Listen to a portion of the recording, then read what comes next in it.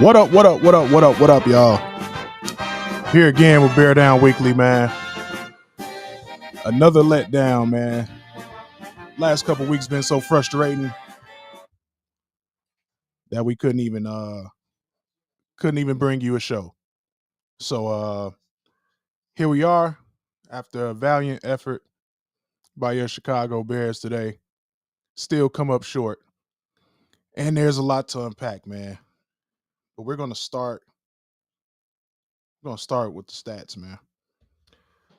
All right. Bears lose 20-19, man. Another heartbreaker in what appears to be the ongoing thing at Soldier Field. Wow. Almost feels like you cursed, man. It feels like the Billy Goat definitely made a couple laps around Soldier Field. And what more can you really say, man? Let's unpack everything, man. So getting started, Caleb Williams, man, he met with the team. He said, hey, man, I gotta play better. Definitely gotta come out and play better. And he went out there and walked the walk today, man. So kudos to QB 1-8. As far as his numbers today, 95 passer rating, 23 of 31 for 231. No TDs, no picks. He doesn't turn the ball over, which is amazing. And another 70 yards rushing on the ground with 9 carries. So your quarterback goes out there, accounts for 300 yards total offense, doesn't turn the ball over. We got to come out with a win with that one. I know y'all seen me repping all this Packers stuff, man. I'm just trolling, man. Got to put some different vibes out there. Maybe the reverse psychology I figured would get us a win, and didn't work, but it was damn close.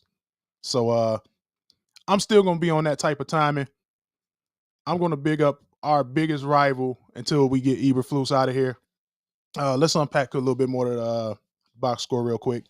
DeAndre Swift, 71 yards on 14 carries. Big play. Had the Bears had a explosive. So, we'll take that. Roshan Johnson, man, he was the battering ram today. Doesn't look like it much on the box score, but 10 carries, 33 yards.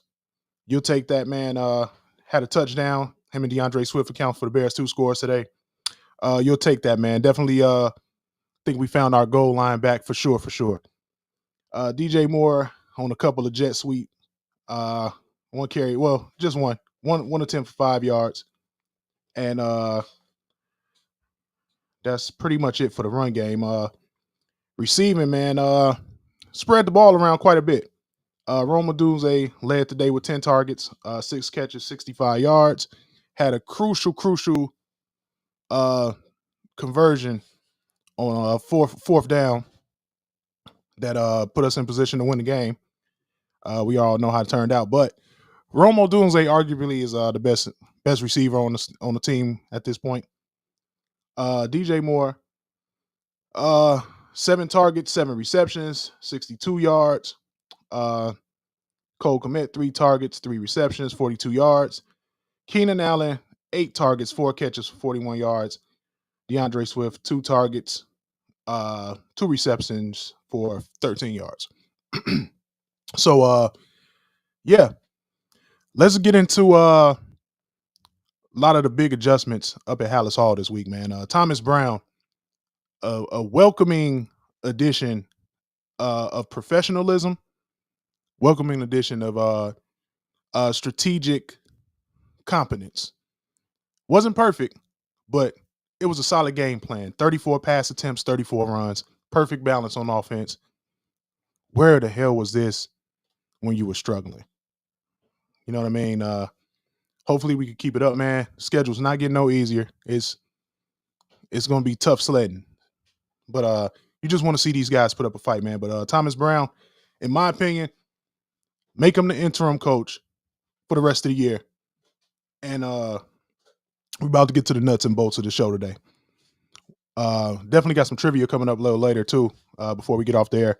And matter of fact, let me get my banner going because you already know the phone lines are open for all you guys' opinions on your Bears today. But let's unpack the biggest elephant in the room. How is Matt Eberflus still employed? Once again, in big game situations, when it counts the most, he's going to wet the bed. He's the worst coach in the NFL, and it's not even close. It's not even close. Every time there's a late game situation, he just doesn't have a feel for what he's supposed to do. It's like, and there's really like nobody there that can even tell him hey, coach, man, I think we should do this. It's just, it's just blind faith and stupidity. So the Bears are in control after Caleb Williams takes 2 sacks in the beginning of the drive, the game-winning drive, comes back and absolutely 2 crucial plays, delivers for you, get you right in the field goal range. And instead of just saying, hey, we're playing with house money, let's get a little bit closer, let's run a couple more plays so they can't, so LaFleur can't load up a strategy when it's all on the line. You run the ball a couple more times. First of all, you get a better angle for the kick. You get a closer field goal, but Eberflus decides to just waste 40 seconds. Then we line up and kick it, and we give Matt LaFleur a world of time to basically say, okay, the Bears' interior line is Swiss cheese. We're going to pinch the A gap, and we're going to get a chance to block this kick. And it's exactly how it went down. There's a reason that Matt Pryor is a backup. Literally got walked right through, and we got a block kick. Just can't understand Matt Eberflus's, Eddie Arcadian's just lack of situational football intelligence. It's just not there. And this is the game where it shouldn't go any further. The team believes in Thomas Brown, even if it's not a long-term solution, which is fine. The team believes in Thomas Brown. Give him a shot at the interim coach, man. The defense is going to be the defense. Without Jaquan Brisker, the run defense is totally different unit. They can't even fit the run the same. Like, you really starting to see how much Jaquan Brisker means to the Bears' run defense. Excuse me. Definitely having difficulty with the run fits. It's just wow. Actually, let's talk about the defense a little more. They couldn't stop the explosive plays today. Did a great job with the time of possession the offense did, keeping Green Bay's offense off the field. But it doesn't matter because all you have to do is just chuck it down the field. Jalen Johnson in the press conference, he ain't really had too many words, but he kind of blamed himself. He lost his footing on a big 60-yard play to Christian Watson. They couldn't cover him at all today. And that, you got to scheme that up better. You got to scheme that up better, man. I just don't understand how you let Christian Watson beat you today. It's just unacceptable, man. It's just another indictment on Matt Eberflus, who just can't get it done.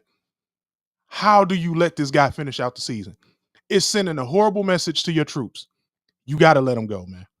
You got a guy that they look in his eyes, and even if it's just for the rest of the season, they believe it. They believe he's a leader. Take the helm from Eberflus now. Don't wait. Take it from him ASAP. Because if you continue to let this guy coach, it's going to get worse and worse and worse. And eventually, the season's damn near over already. Like, they will have to win out. And we know that's not going to happen under Matt Eberflus. So if you want to even a smallest attempt of salvaging this season, you got to fire that guy and be like, hey, Thomas Brown, show to the end of the year. Let's see if you can keep this offensive coordinator job maybe going forward. Other than that, I don't even know. First of all, I don't know why Eberflus even had the job this year. It's just like, it seems like the McCaskies just had a thumb on whoever they hire as GM, and it's just a long chain of yes men letting the McCaskies get away with murder up at Alice Hall.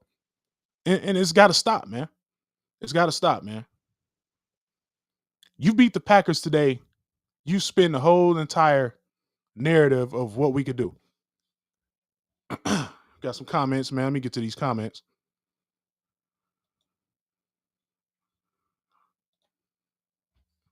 E, what's up, man? Yeah, man, it's got to be Thomas Brown, bro. I think honestly, he's the only guy in the locker room at this point. I feel like the Bears players could look in his eyes and feel like he's a leader of men. Maybe Eric Washington, but honestly, just watching the press conferences over the during preparation for game week and everything, I just see that even though maybe he's not the most experienced, and maybe he's just maybe he's just not the guy long term, but right now he's better than anything else you got in Hallis Hall, and he should be the interim coach. You gotta fire Eberflus, man. You gotta fire him. He is literally giving you catastrophic results that that haven't even been replicated in the history of the football. NFL's been around for 100 plus years. What? Let's do the math. 18 was the 100th anniversary. So where we at? 106 years of the NFL. The Bears are the only team in NFL history. AI couldn't find it. I couldn't find it in any football literature that exists. The Bears are the only team to lose in the same season off a blocked last second field goal and a Hail Mary. It's never been replicated before. The Bears are one of ones in the wrong way far too often. And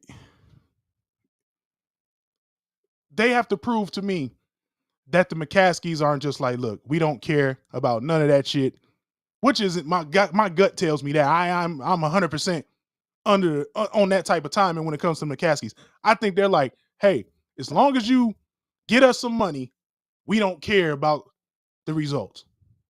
Because if they care, bro, Eberflus must be fired by the morning. We should all be waking up to breaking news tomorrow. Matt Eberflus has been fired. Thomas Brown is taking over as the interim head coach. It makes the most sense in the world. Like, the only reason you haven't completely lost the locker room is because Thomas Brown came in there and say, look, hey, we're gonna be accountable. Hey, I need shit done this way. And that's how it's gonna be. As a man, you have to respect and honor that. Not Eberflus holding his meat in the press conference saying right after every statement because he doesn't even believe himself. Every time Eberflus goes, hey, you got to play situational football, complimentary football, right? Like, why you keep saying that? It's like you don't even believe your own words. Get this clown out of here, man. Let Thomas Brown take over as the interim. Great to see, I want to pivot to this though. Great to see Caleb Williams bounce back after Shane Waldron rolls out an absolute train wreck after the bye week. All it takes is coaching, man. Like, look around the NFL right now. All the successful teams are the well-coached teams. Wherever you see inadequate coaching, you see horrible results. Perfect example. They went and put Sean Payton with the guy he wanted, Bo Nix. Bo Nix had 4 touchdowns today. Let me get his stat line. Let me get his stat line. They put Sean Payton with his kind of guy. He wants a guy who could stand back there and read defenses, get the ball out quick. Arm talent is so-so. But look at this, man. Let me go to the box score. Where we at? Where the Broncos at, man?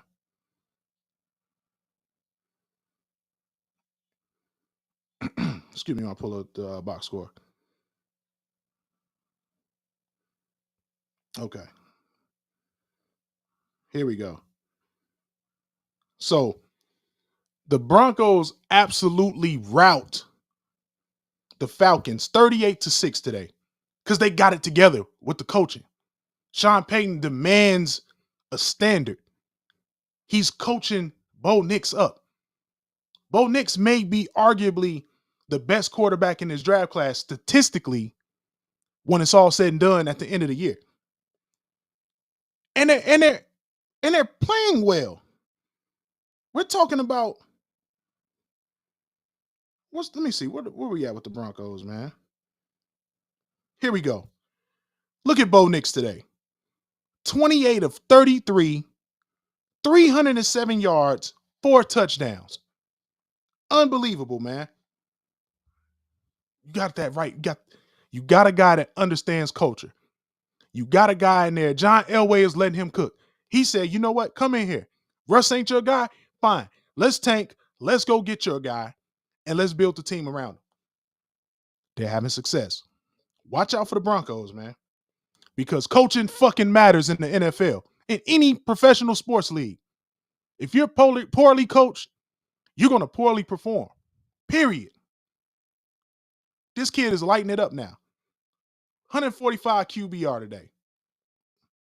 Everybody ate. Spread the ball around. Everybody had big games. Everybody contributed because Sean Payton demands that. And he demanded it from the front office. Hey, I don't want Russell. Let me draft a guy. Let me develop a guy.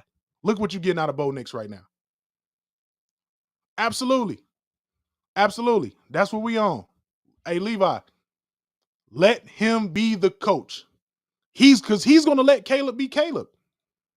Look at all the design runs and everything we had today. It ain't hard, man. He's a rookie quarterback, and he's extremely sharp. But don't give him too much. Let's use what he does well and give it to him piece by piece. That's exactly what they're doing with Sean Payton in Denver. I mean, Sean Payton's doing with Bo Nix in Denver. It was real vanilla for the first couple weeks. The more he trusted him, he kept on. The more layered the offense became. Now he's lighting shit up. They absolutely destroyed the Falcons today. Look what Ben Johnson is doing with the Detroit offense. They destroyed the Jaguars today. You're looking at good coaching prevailing at the pro level. It is not rocket science. So you get Eberflus the fuck out of here by any means necessary, or them guys are going to come in to work and be like, we don't even believe this guy. Why is he still here? Eric Washington, the defensive coordinator, he's well respected. They're going to respect him. They respect the hell out of Thomas Brown, and you got results today. They do not respect Matt Eberflus. He has to go. Get him the hell out of here. I know it sounds like I'm beating a dead horse and sounding like a broken record, but Matt Eberflus, G,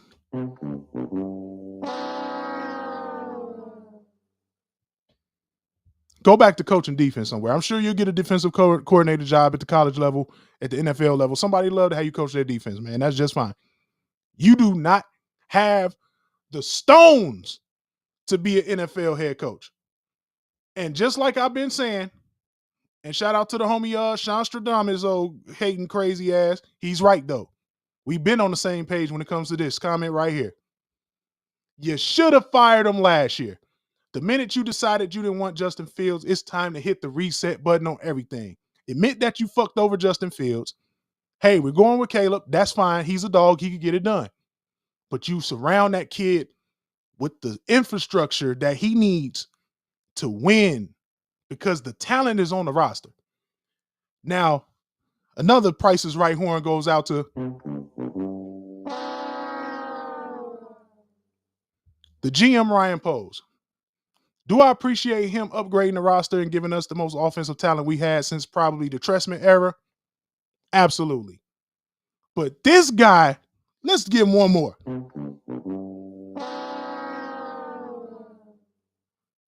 This dude has sold us Ryan Bates being the savior of the offensive line for 3 years. He busted his balls trying to trade for the guy. Didn't work last year. Bust his balls again, trades for him this year. The dude is always hurt, and he's not a difference maker when he is in the lineup. Ryan Poles, go find a consultant, get a real offensive coordinator, and let him cook, work with them, and let him run the show because you can't develop, excuse me, not develop, it's not his job to develop, but you can't identify good offensive linemen.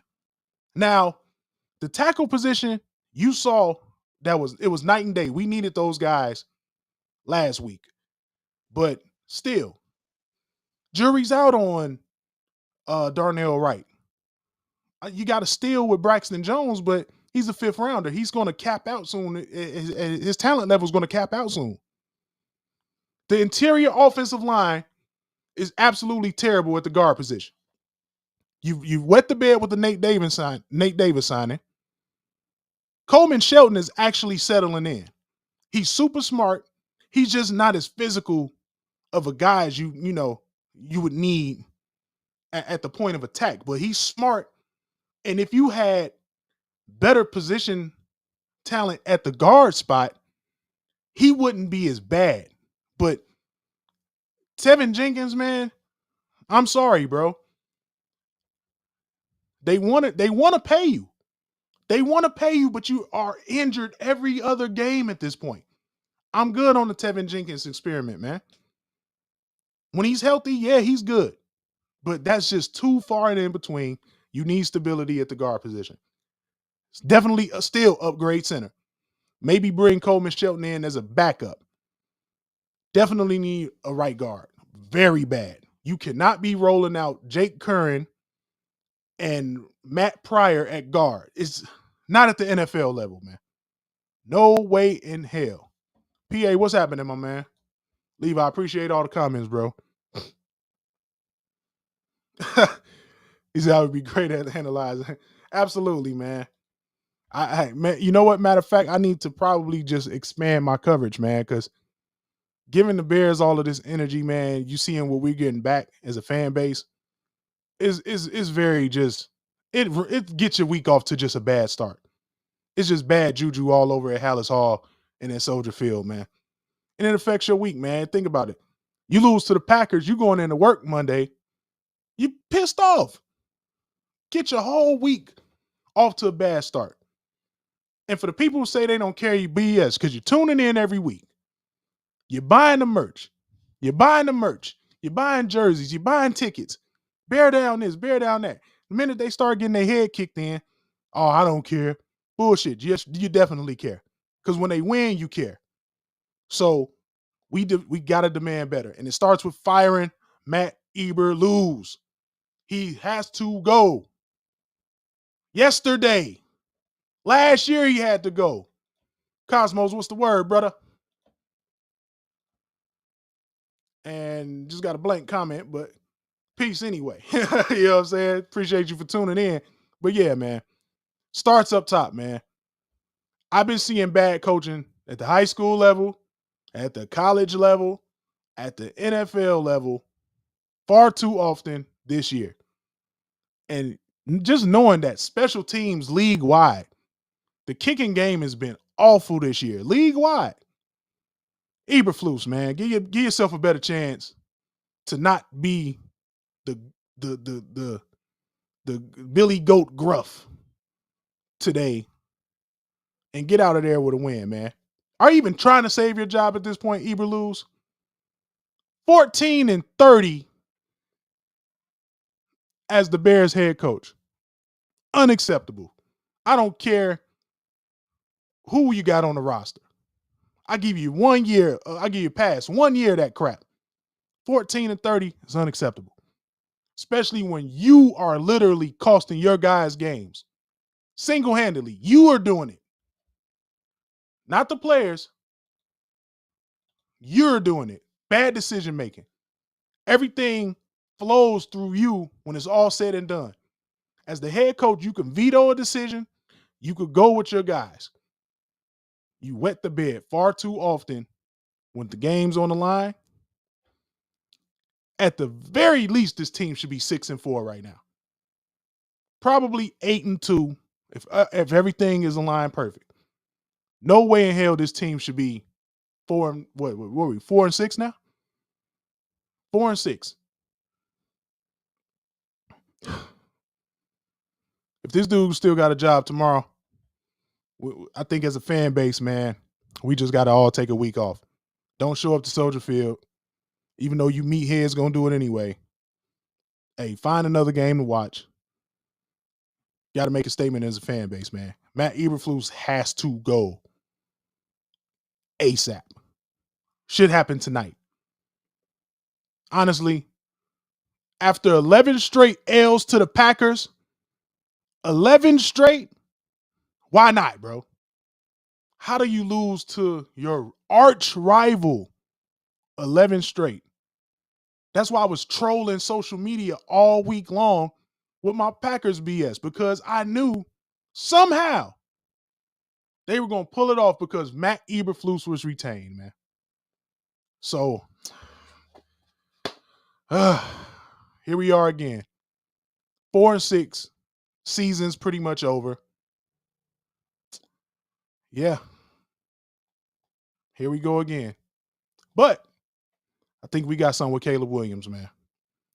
Like, the fact that this kid is still fighting and battling with this amount of dysfunction, just imagine if you get a kid some good structure and stability with a coaching staff. Sky's the limit. Kid has the talent and ability to outplay the cultural flaws. Still had a couple of overthrows today, but man, he's gonna self-correct those errors. He knows, right? When he lets the ball, he knows he's gonna self-correct those errors. But he made some huge throws. You have to have bowling ball size nuts to make some of the throws he made today. Staring down the barrel. Come on, man. You can't wipe your ass with that effort. Oh, man. Anyway, let's get into some Bears trivia, y'all. I don't know, kind of giveaway can I do? Bears trivia before we wrap up the show today. And I'm going deep. I'm going deep in the crates for this one, man. I'm going deep in the crates. We do 3 questions, Bears trivia. Let's see how good of a Bears fan or how big of a Bears fan you really think you are. You ain't beating me. I tell you that right now. Okay. I don't want to kill y'all like too hard. Okay. All right. All right, we're going to start here. I know you guys crazy about the 85 Bears. All right. True or false? Question 1. Leave the answers in the comments, by the way. True or false? Richard Dent was the first player to wear number 95 for the Chicago Bears. True or false? I'll give you guys 30 seconds while the Bear Down music is playing to drop your answers in the comments. I don't care if you use Google. Just get the answers in the comments first and fast. Let's go. 30 seconds.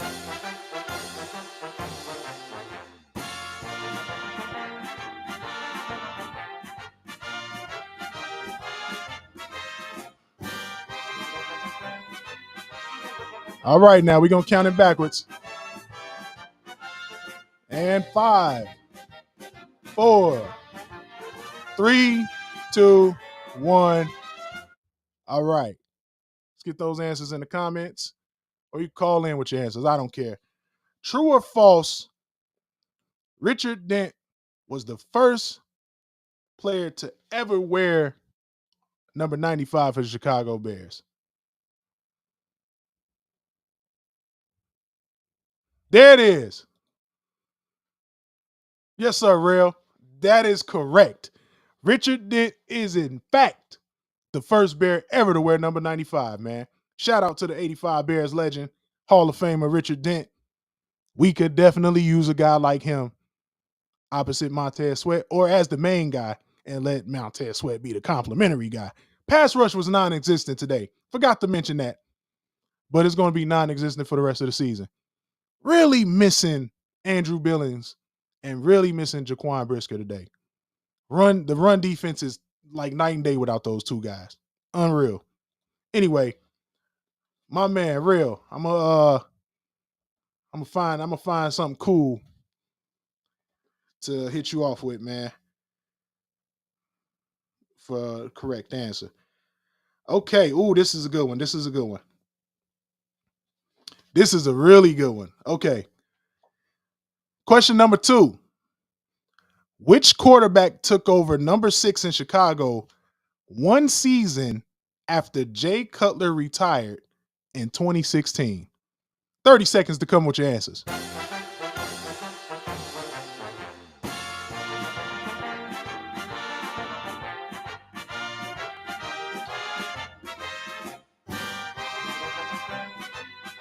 This one might stump y'all. This is a good one, man. Again, which quarterback took over number 6 in Chicago one season after Jay Cutler retired in 2016? Let's get those answers in the comments. And 3, 2, 1. Answers in, man. One more time, I repeat the question. Which quarterback took over number 6 in Chicago one season after Jay Cutler retired in 2016? Let's get that answer in the comments, man. Which quarterback took over number 6 in Chicago one season after Jay Cutler retired in 2016? I give you guys a hint. And it starts with Rut Tumble. That's the only hint I'm giving you. Rut Tumble. I'll give you an even better hint. Butt Fumble. Did I get y'all? Did I stump y'all?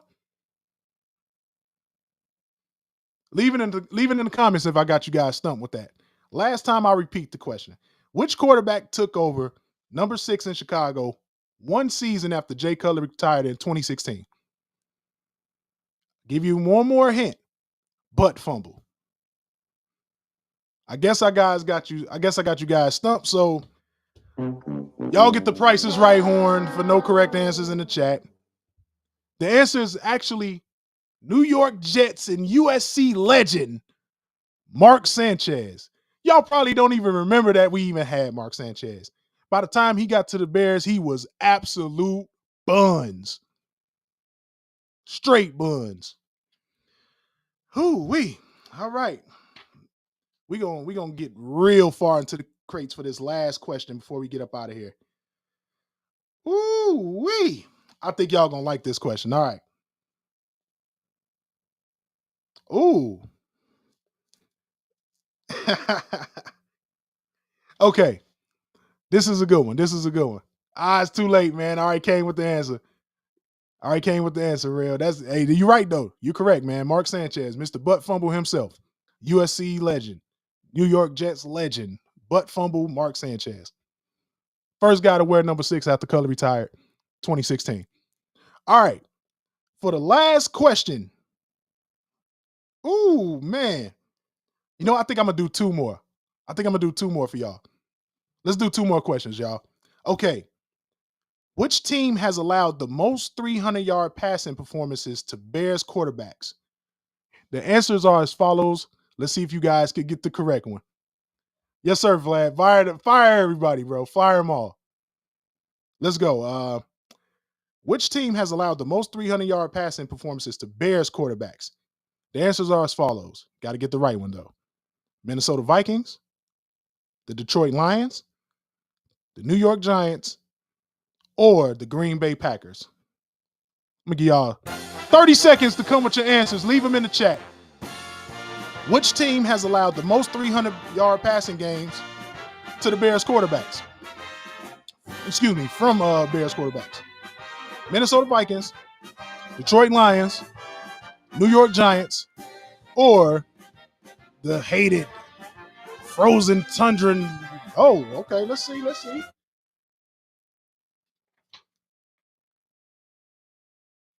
Vlad, that's wrong, man. That's wrong. Take another stab at it. Which team has allowed the most 300-yard passing performances to Bears quarterbacks? Giants is, in fact, the wrong answer. One more. Let's take a couple more stabs at it, man. No, it is not the Minnesota Vikings. There it is, man. Hold on, let me get the there we go.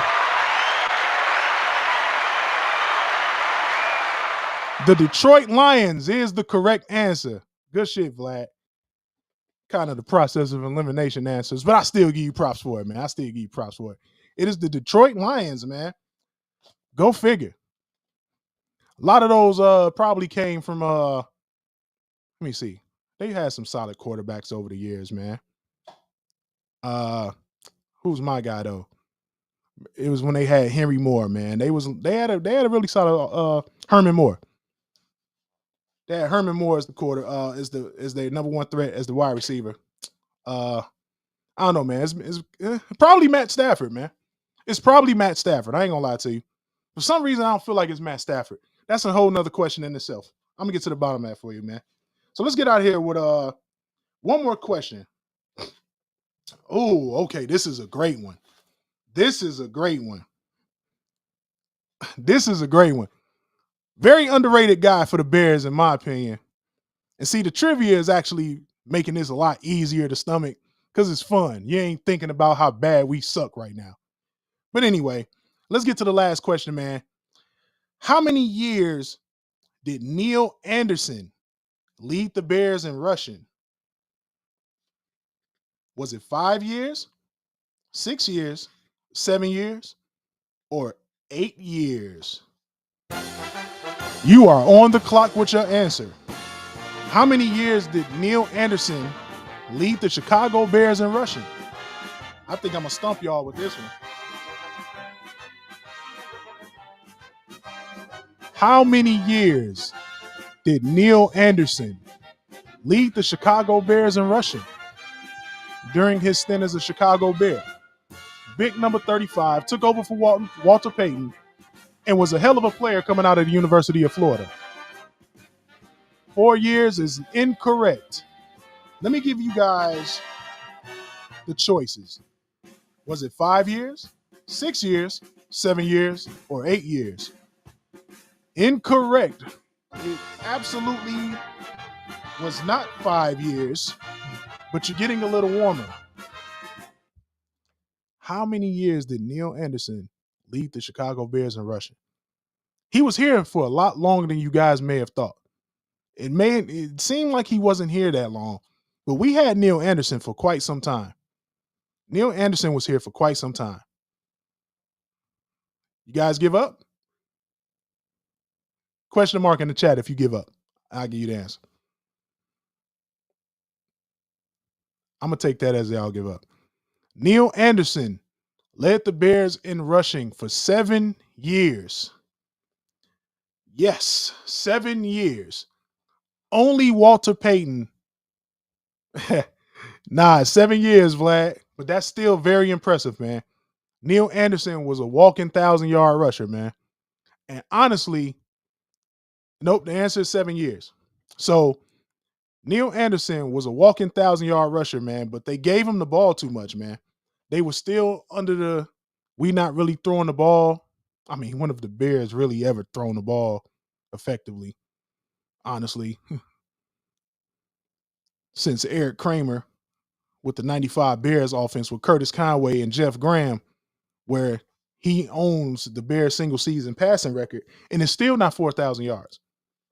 So, yeah, man. 7 years he led the Bears in rushing, man. Shout out to Neil Anderson, number 35. He was definitely one of those ones, definitely in my Mount Rushmore of Bears running backs, and he don't get the credit he deserved. Mount Rushmore Bears running backs, man, since we talking, I think it's safe to say we know the first two are. We're going to go Walter Payton, Gale Sayers. Then after that, man, who you taking? Me, honestly, I'm going to go, here's my Mount Rushmore of Bears running backs. I'm going to go Walter Payton, Gale Sayers, Neil Anderson, and I'll put Matt Forte at number 4. Matt Forte is severely underrated. That's my Mount Rushmore Chicago Bears running backs. Leave yours in the chat if you got a different one. But that's going to wrap up our show for today, man. I think we all agree it's time to fire Matt Eberflus. Not yesterday. Not today. Should have happened last year. But I would love to wake up in the morning and hear that Thomas Brown is taking over as the Bears' interim head coach because hey, what the hell you got to lose, man? Uh, which once was a promising season, due to the super coaching inadequacy and a couple of injuries, has now turned into a failure.